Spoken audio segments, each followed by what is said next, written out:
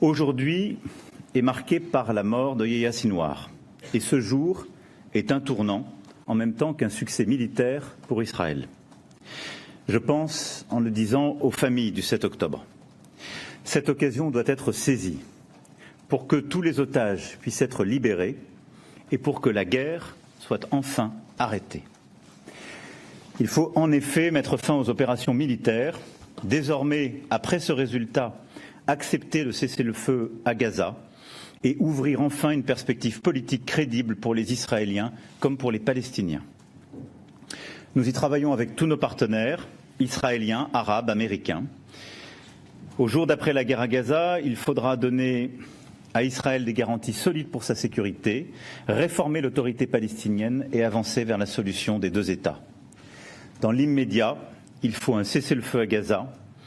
Il faut urgemment multiplier les opérations humanitaires qui sont aujourd'hui à leur point le plus bas et avancer en effet pour que cessent aussi les violences perpétrées par les colons contre les Palestiniens en Cisjordanie.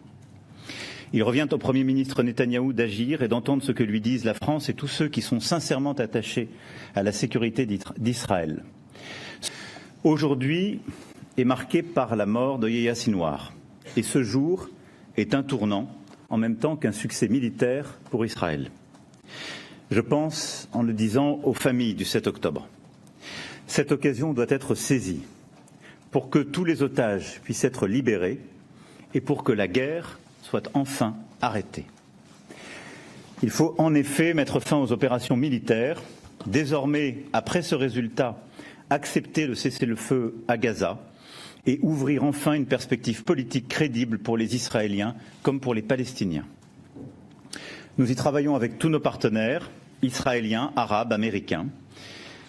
Au jour d'après la guerre à Gaza, il faudra donner à Israël des garanties solides pour sa sécurité, réformer l'autorité palestinienne et avancer vers la solution des deux États. Dans l'immédiat, il faut un cessez-le-feu à Gaza.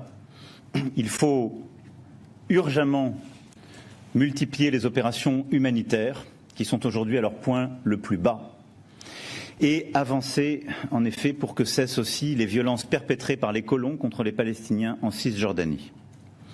Il revient au Premier ministre Netanyahou d'agir et d'entendre ce que lui disent la France et tous ceux qui sont sincèrement attachés à la sécurité d'Israël.